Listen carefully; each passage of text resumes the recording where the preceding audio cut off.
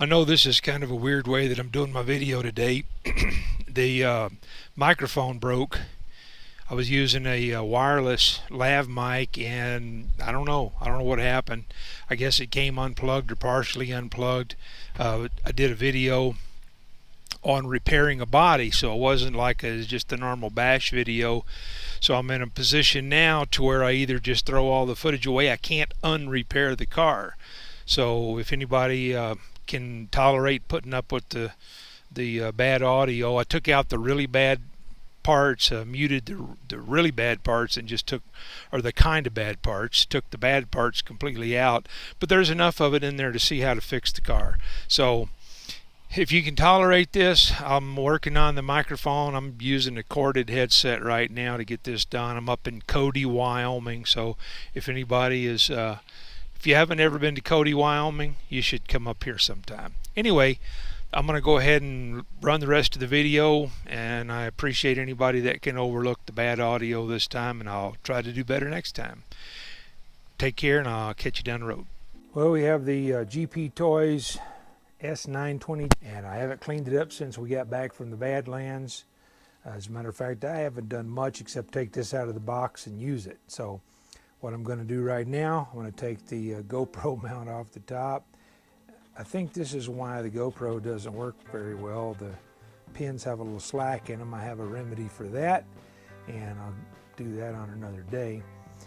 But I'll show you what we're fixing to undertake as soon as I get all this ripped apart.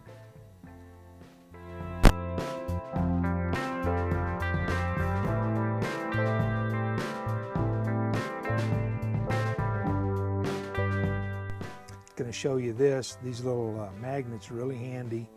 If you don't have any of these, they come in very handy for everything. I've got the body clips off the Judge stuck on there. One of the reasons I use the JB, you could use any kind of epoxy you want, but the JB weld has metal in it. So I think it probably in a bead is stronger than conventional epoxy, and it's not the tube because it does not stick to this one, but as you can see, it sticks to that one very nicely. So, in accordance with all of that, as another measure, if you've never worked with quick JB weld, or any epoxy for that matter, I like to mix it on something.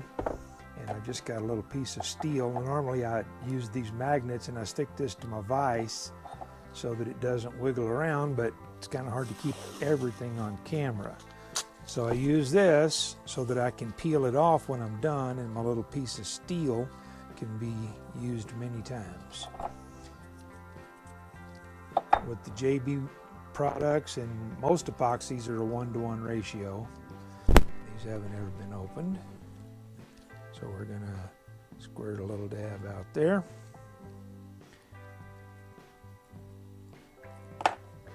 Squirt a little dab out of this one.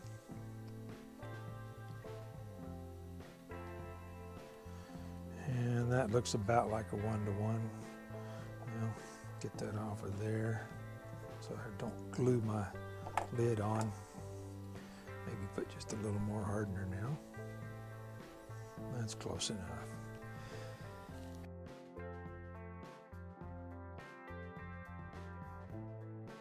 It'll turn gray when you get everything mixed up.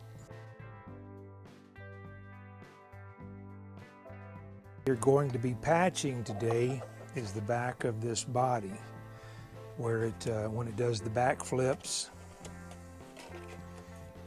it has pretty much demolished the back, and a couple of more back flips without any reinforcement, and it's just going to break this piece off. I've already got a couple of cracks. There's a crack right here going across the body. I'm sure you can see that. We're going to put a little JB weld there, and I'm going to put a lot of JB weld here. We'll put some of this painter's tape on it.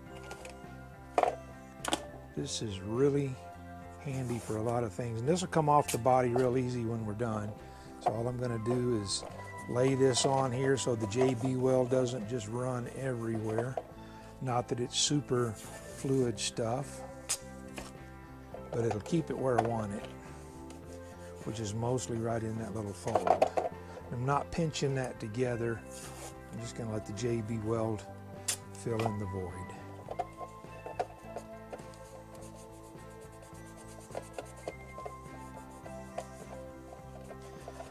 And of course I use JB Quick so that I could forget to do this part first, and I can let the JB Quick set up, and then I can throw it away and make another batch.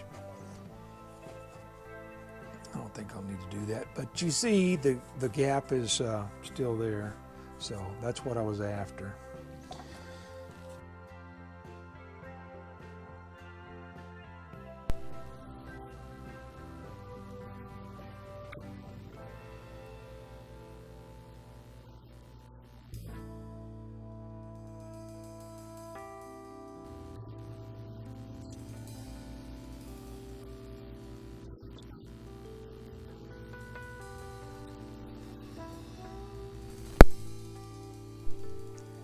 This part most people won't see, and I'll either cut this little piece out, or I'll just speed it up, because you've already seen me mix JB weld once. You don't need to watch me do it twice.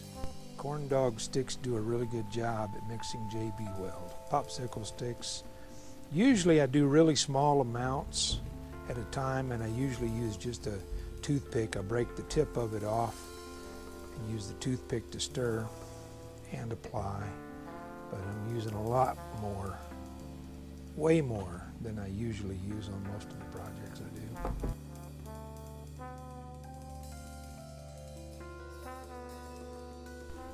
When this is done, at least in theory, it should pretty much have the contour that the original part had.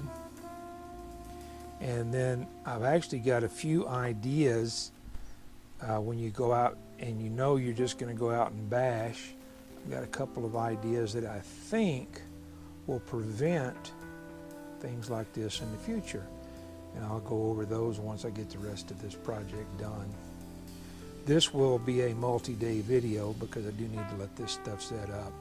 Supposedly it's ready in, or at least partially set up in as little as 6 minutes.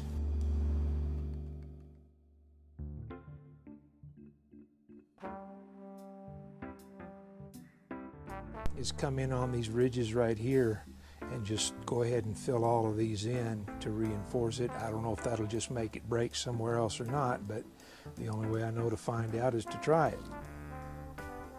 Maybe I can get my microphone to work long enough to finish this project up. Pull the tape off of here. See what we have.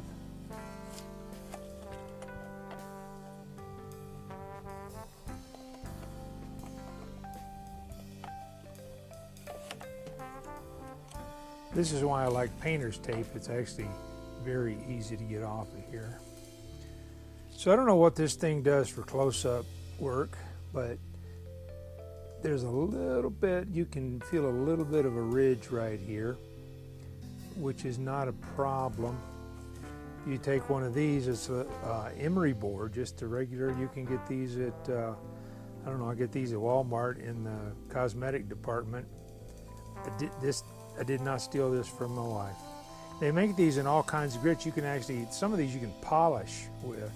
But so all you gotta do where this is raised just a little bit is come in here, and I'm not gonna do the whole thing, but just to kind of give you an idea what we've got here. And I'm hoping some of this picks up on the camera. I've never tried this before. But you got a really nice match to the contour now. Anywhere that this stuff sticks up, and then you can actually go back in and put another layer of JB weld or epoxy in here to make this a little stronger so that you don't have this issue. Now I've got one other actually two other things. This stuff here, just regular packaging tape. This is the stuff with the fiberglass strands in it. If you take your car, truck, whatever it is that you're driving, if you put it upside down, you can see where the contact, I'll just use this, you can see where the contact points would be. And if you're going to go out bashing and you want to kind of keep the body in decent shape, one of the things, and I've not tried this is just speculation at this part, or at this point on my part, but I think these Velcro pads would work well, and I think this tape with the fibers in it would work well, and just put it over where these contact points are, so that if you do happen to end up on your lid as it's going down the pavement especially, it's going to wear on this stuff, and at the end of the day when you're done bashing, just peel this off. I don't remember what this was, I don't know, $3 or $4 for 10 yards, so 30 feet, and it's not going to take that much. You just need to hit the places where the contact is going to be made, and I think it'll greatly increase the life of this. So I'm going to finish this up, and maybe I'll do another video on it when it's done or something. I think this video is probably longer than I wanted it to be anyway.